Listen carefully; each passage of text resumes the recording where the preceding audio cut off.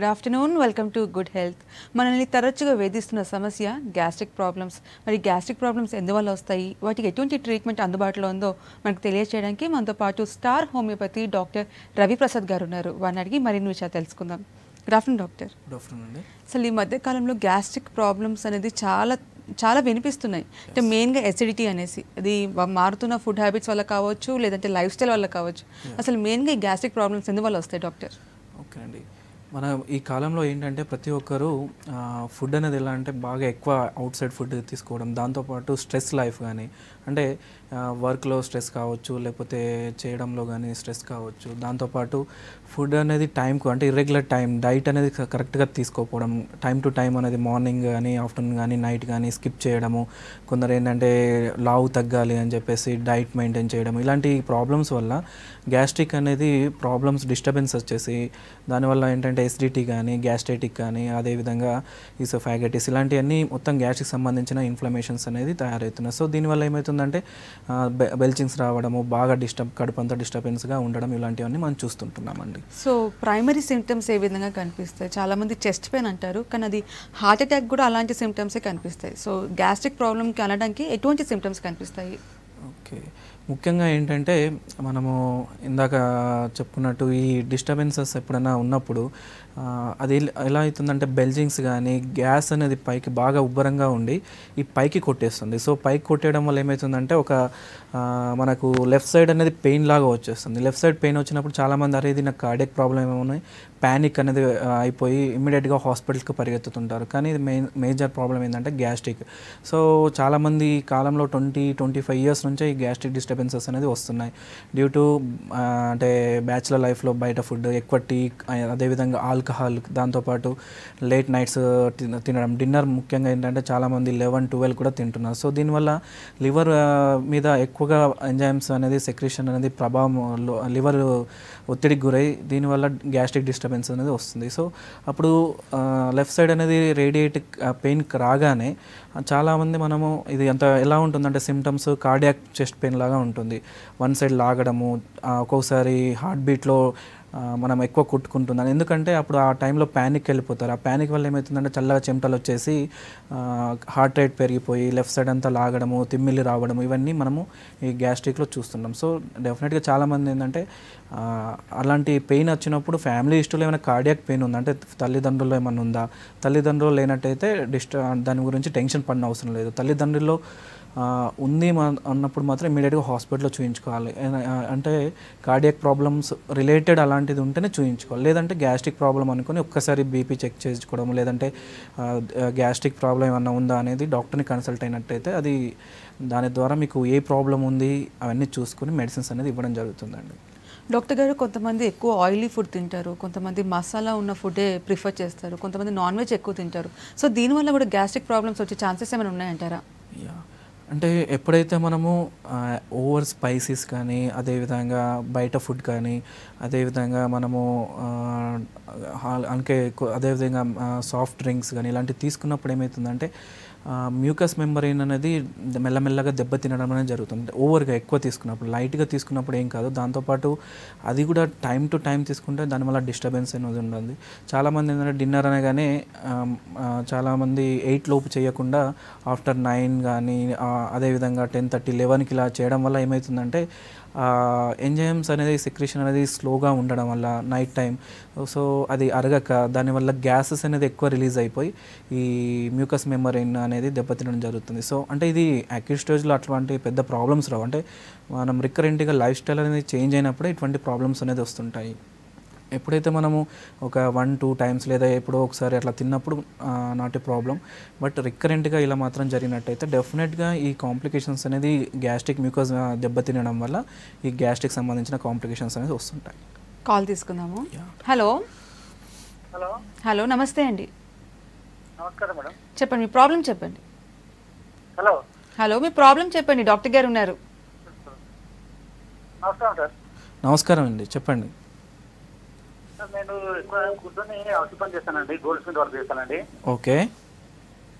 టైంకు తినకపోవడం వల్ల కడుపులో ఇట్లా గ్యాస్ట్రిక్, కడుపులో మండడం కానీ ఓకే ఇట్లా జరుగుతుందండి. దేనివల్ల సార్? ఓకేనండి. అంటే మీరే చెప్తున్నారు టైం టు టైం ఫుడ్ అనేది తీసుకుంటలేనని చెప్పేసి. దీన్ని ఏంటంటే ఎప్పుడైతే మనము చాలామంది ఏంటంటే టిఫిన్ చేసేసి అది కూడా టిఫిన్ కూడా ఎలా చేస్తారంటే 10:30, 11కి అనేది చేసేసి వర్క్ మీద బిజీ అయిపోతుంటారు. ఎప్పుడైతే మనము వర్క్ అనేది లోడ్ ఎక్కువగా ఉన్నప్పుడు స్కిప్ అనేది అవుతుంది. ఒక్కోసారి 3-4కి అనేది తింటారు.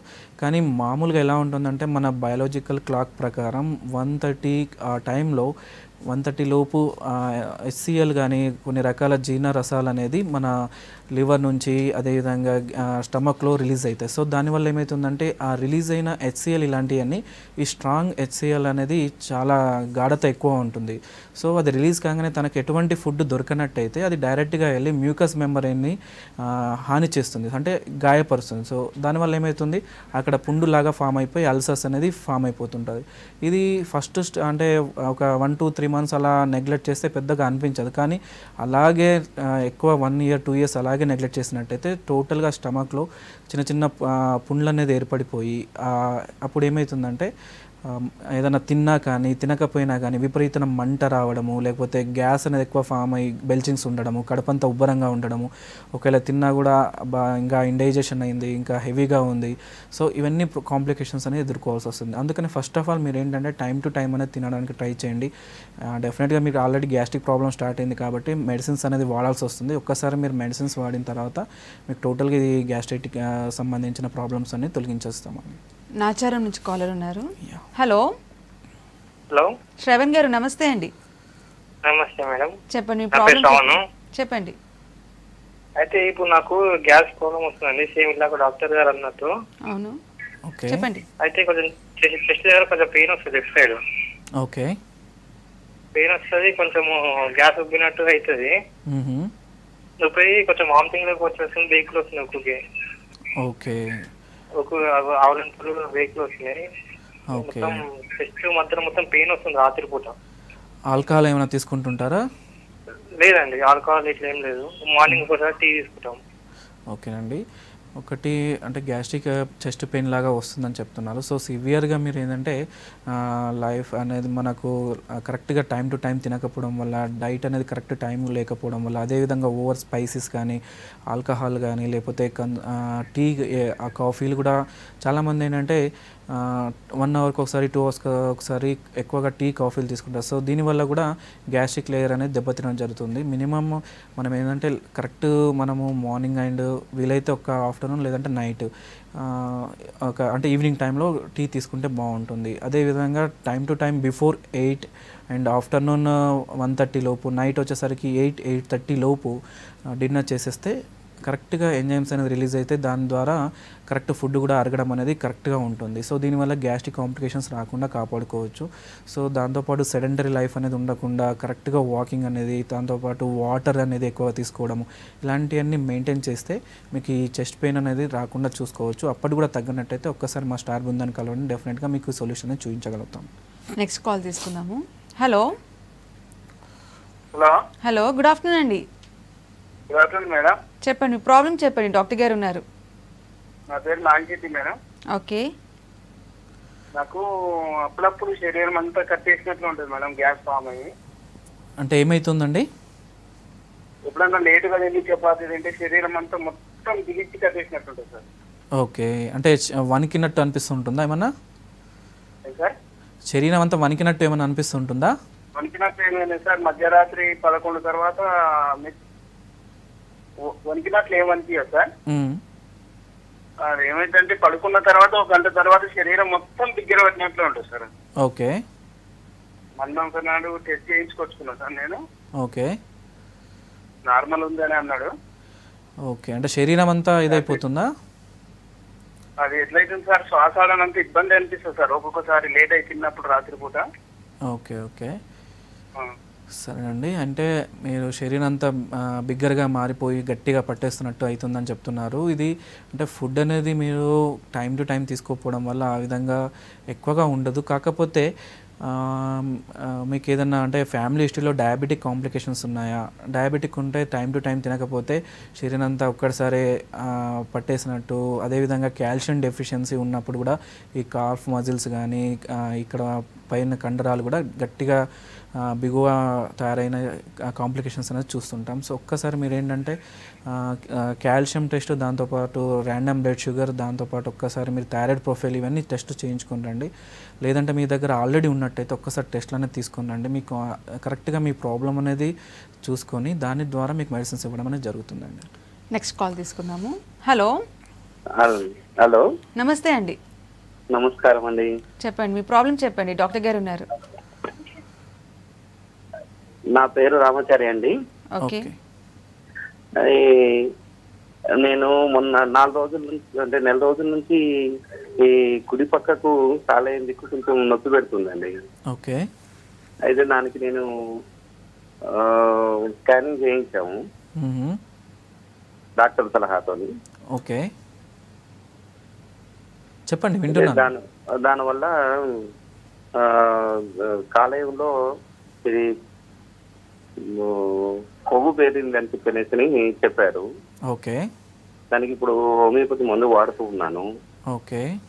మీరు ఇచ్చే మాకు సలహా. ఓకేనండి, అంటే మీరు స్కాన్ చేసుకున్న తర్వాత అంటే రైట్ సైడ్లో ఎప్పుడైతే పెయిన్ వస్తుందో ఫ్యాటీ లివర్ అని చెప్పారంటే లివర్ పైన కొవ్వు లేయర్ లాగా ఒకటి ఫామ్ అయిపోతుంది. సో దాన్ని ఫ్యాటీ లివర్ అంటాము. మీరు ఒక్కసారి ఏంటంటే ఇది గ్రేడ్ 1లో ఉందా, 2-3 స్టేజెస్ అనేది ఉంటాయండి. ఇది ఏ స్టేజ్లో ఉందో చూసుకోవాల్సి వస్తుంది. సో ఫ్యాటీ లివర్ కూడా ఏమవుతుందంటే ఎంజైమ్ సెక్రీషన్ అనేది తగ్గిస్తుంది లివర్ మీద. దాని ఫంక్షనింగ్ అనేది తగ్గించడం వల్ల ఈ గ్యాస్ట్రిక్ డిస్టర్బెన్సెస్, దాంతోపాటు రైట్ సైడ్ హైపోకాండ్రిక్ రీజియన్ అంటే ఈ రీజియన్లో పెయిన్ అనేది ఎక్కువగా వస్తుంటుంది. సో అలాంటివన్నీ చూసుకోవాల్సి వస్తుంది. మీరేంటంటే ఒకసారి మా స్టాల్లో ఎలా ఉంటుందంటే మీకు కాన్స్టిట్యూషనల్ మెడిసిన్ అనేది ఇవ్వడం జరుగుతుంది. ఇది ఎలా వచ్చింది, మీ లైఫ్ స్టైల్ ఎలా ఉంది, సో ఫ్యామిలీ హిస్టరీలో ఉందా, లేకపోతే మీకు ఇది ఎప్పటి నుంచి ఉంది, ఇవన్నీ చూసుకొని అన్నీ పరిగణించి దాని ద్వారా మెడిసిన్స్ అనేది ఇవ్వడం జరుగుతుంది. ఒక్కసారి మీరేంటంటే మీరు మీ స్కాన్ రిపోర్ట్స్ ఇవన్నీ పాత మెడిసిన్స్ ఏమేమి వాడుతున్నారో ఒక్కసారి తీసుకోనండి. దాని ద్వారా మీకు సొల్యూషన్ అనేది చూపించడం జరుగుతుందండి. డాక్టర్ గారు, మరి ట్రీట్మెంట్ ఏ విధంగా ఉంటుంది గ్యాస్ట్రిక్ ప్రాబ్లమ్స్కి సంబంధించి? ఓకే, అంటే ఇప్పుడు గ్యాస్ట్రిక్ అంటే చాలా రకాలు ఉంటాయండి. లివర్కి సంబంధించిన డిస్టర్బెన్స్ వల్ల వస్తుంది. ఇందాక మనం చెప్పినట్టు కాలర్ చెప్పినట్టు ఫ్యాటీ లివర్ అని చెప్పారు. కొందరికి ఏంటంటే హెపటైటిస్ అనేది ఉంటుంది. దాంతోపాటు కోలిలిథియాసిడ్ అంటే cholelithiasis means gall bladder stones అనేది ఉంటాయి. సో ఆ ప్రాబ్లమ్స్ ఉన్నాయా, లేకపోతే ఎసిడిటీ అనేది అంటే అల్సర్స్ ఏమన్నా ఉన్నాయా, సో గ్యాస్ట్రిక్ కానీ డియోడినల్ అల్సర్స్ ఇలాంటివి ఏమన్నా ఉన్నాయా, దాంతోపాటు irritable bowl syndromes, ulcerative colitis, చాలా స్టమక్ రీజియన్లో చూసుకుంటే చాలా కాంప్లికేషన్స్ అనేది ఉంటాయి. సో ఏ విధంగా ఉంది ఈ కాంప్లికేషన్స్, దేనివల్ల వచ్చింది, రిపోర్ట్స్ ఏమన్నా ఉన్నాయా, లేనట్టయితే మేము ఒకసారి మళ్ళీ సజెషన్ చేసి రిపోర్ట్స్ అనేది తీయించి ఎక్కడ దేనివల్ల డిస్టర్బ్ అవుతుంది అనేది చూసుకొని దాని ద్వారా కాన్స్టిట్యూషనల్ మెడిసిన్ అనేది ఇవ్వడం జరుగుతుంది. సో ఫ్యామిలీ హిస్టరీ చూసుకుంటాము, ఆల్కహాల్ హిస్టరీ, ఇవన్నీ ప్రతి ఒక్కటి కన్సిడర్ చేసి ఈ కాన్స్టిట్యూషన్ మెడిసిన్ ఇచ్చినట్టయితే ఈ పర్మనెంట్ సొల్యూషన్ అనేది చూపించడానికి ఆస్కారం ఉంటుందండి. హైదరాబాద్ నుంచి కాలర్ ఉన్నారు. హలో హలో, శ్రీనివాస్ గారు, నమస్తే అండి. నమస్తే మేడం. చెప్పండి, మీ ప్రాబ్లం చెప్పండి. నమస్తే మేడం. చెప్పండి, ప్రాబ్లం చెప్పండి శ్రీనివాస్ గారు. ఇక్కడ గ్యాస్ ప్రాబ్లం మేడం మాకు. Okay. Okay madam. Hello hello, TV volume తగ్గించి మాట్లాడండి, టీవీ చూస్తూ మాట్లాడొద్దు. ఓకే మేడం చెప్పండి. హలో, వింటున్నానండి, చెప్పండి.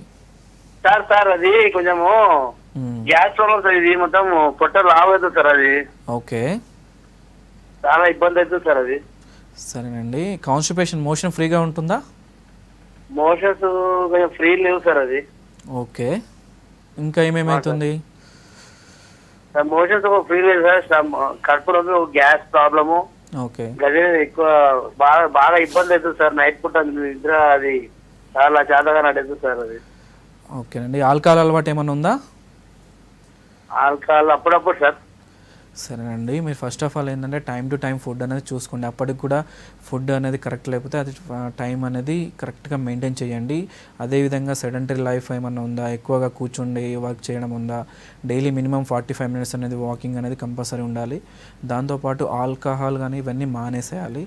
సో అదేవిధంగా మీరు వాటర్ ఇంటేక్ అనేది ఎక్కువగా ఉండాలి. రోజు మినిమం 3 to 4 లీటర్స్ అనేది మినిమం అనేది ఉండాలి. సో అవి కూడా అప్పటి కూడా మీకు కడుపు ఉబ్బరంగా అలాగే ఉన్నట్టయితే అదే దాంతోపాటు మీరు ఏంటంటే ఫుడ్ ఎలా తీసుకుంటున్నారు, ఫస్ట్ ఎక్కువ ప్రోటీన్ డైట్ తీసుకుంటున్నారా, ఫైబర్ అనేది మెయింటైన్ చేయాలండి.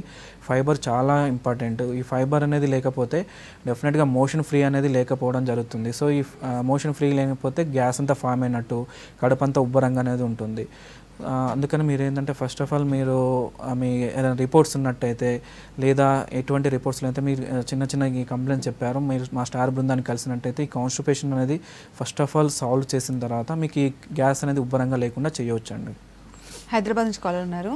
హలో హలో హలో నమస్తే అండి. నమస్కారం, చెప్పండి. చెప్పండి, ప్రాబ్లం చెప్పండి. విశాఖపట్నం నుండి చేస్తున్నామండి. ఓకే మా పేరు శోభారా అండి. ఓకే, మీ ప్రాబ్లం చెప్పండి, డాక్టర్ గారు ఉన్నారు. మా ఆయనకు గ్యాస్ ట్రబుల్ అండి. చాలా రోజుల నుంచి, ఒక 5-6 సంవత్సరాల నుంచి చాలా బాధపడుతున్నారు. ఓకే.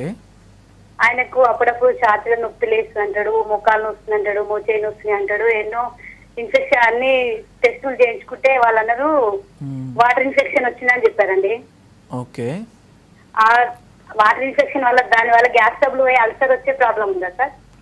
అంటే ఒకటండి, వాటర్ ఇన్ఫెక్షన్ అంటే ఇప్పుడు మనం తీసుకునే వాటర్ ప్యూరిఫై లేకపోతే చిన్నగా అంటే హెపటైటిస్ అనేది ఏ కానీ అంటే దీంట్లో హెపటైటిస్లో ఏబిసిడి అనేది ఉంటుంది. దానివల్ల లివర్ అనేది చిన్నగా ఇన్ఫెక్షన్ గురైనైతే హెపటైటిస్ ఏగా మామూలుగా చూస్తుంటాం. అది వైరస్ ఉందా లేదా టెస్ట్ ద్వారా తెలుస్తుంది. లేదంటే చిన్న చిన్నగా ఎక్కువగా మనం మంచినీళ్ళు తీసుకోవడంలో నెగ్లెక్ట్ చేసినట్టయితే అక్కడ చిన్నగా వాపు లాంటిది, అల్సరేటివ్ కొలైటిస్ కానీ ఇలాంటివన్నీ ఫామ్ అయ్యే అవకాశాలు ఉంటాయి. సో ఇవన్నీ కాంప్లికేషన్స్ అనేది చూసుకోవాలి. ఇది వాటర్ వల్ల వచ్చిందా లేదా ఇర్రెగ్యులర్ డైట్ వచ్చిందా, దాంతోపాటు ఆల్కహాల్ హిస్టరీ ఉందా, ఇవన్నీ ప్రతి ఒక్కటి చూసుకోవాల్సి వస్తుంది. అదేవిధంగా జాబ్ పరంగా ఏమైనా స్ట్రెస్ లైఫ్ ఏమైనా ఉందా, ఇవన్నీ చూసుకోవాల్సి వస్తుంది. ఒక్కటే అది పరిగణించిన అవసరం లేదండి. ఒక్కసారి మీ దగ్గర మరి ఇన్ఫెక్షన్ వల్ల వచ్చింది అంటున్నారు, ఆ రిపోర్ట్స్ ఏమన్నా ఉన్నట్టయితే అవన్నీ తీసుకొని రండి. దాని ద్వారా మీకు దేనివల్ల వచ్చింది, ఒకవేళ వాటర్ ఇన్ఫెక్షన్ ఉందా, ఇంకా లేకపోతే ఇంకా వేరే కాంప్లికేషన్స్ ఏమైనా ఉన్నాయా, అవన్నీ నేను టోటల్గా స్టడీ చేసి మెడిసిన్స్ అనేది ఇవ్వడం జరుగుతుందమ్మా. కరీంనగర్ నుంచి కాలర్ ఉన్నారు. హలో హలో హలో నమస్తే అండి. హలో నమస్తే మేడం. నమస్తే అండి, చెప్పండి, ప్రాబ్లం చెప్పండి. ఏం లేదు సార్, నాకు అసిడిటీ ప్రాబ్లం ఉందని చెప్పారు, ఎండోస్కోపీ చేశారు. ఓకే. ఎండోస్కోపీ చేసిన తర్వాత ఏంటంటే అసిడిటీ ఉంది, వేరే అల్సర్ గిట్ట ఏం లేదు కానీ అసిడిటీ ఉందని మెడిసిన్స్ రాశారు. ఓకే. రాసిన తర్వాత ఏంటంటే వాడినంత సేపు బాగుంటుంది, మెడిసిన్స్ వాడినంత సేపు ఆరోగ్యం కూడా లైట్ ఫీవర్ రావడం కానీ అన్ని కంప్లీట్ గా ఓకే ఉంటున్నాయి. అంటే గ్యాస్ ఫామ్ కానీ ఇవన్నీ కంప్లీట్ గా నార్మల్ గా ఉంటున్నాయి. కానీ మందులు బంద్ చేసిన తర్వాత మళ్ళీ కంప్లీట్ గా అదే స్టార్ట్ అవుతుంది, సేమ్ ప్రాబ్లం. ఓకేనండి, సరేనండి. ముఖ్యంగా మీరు ఏంటంటే మెడిసిన్స్ అనేది కొన్ని రకాల మెడిసిన్స్ అనేది టెంపరీ రిలీఫ్ మాత్రమే. అంటే ఎప్పుడైతే మనము ఆ రోజు వేసుకున్నప్పుడు ఆ రోజు మాత్రమే బాగుంటుంది, పర్మనెంట్ సొల్యూషన్ అనేది ఉండదు.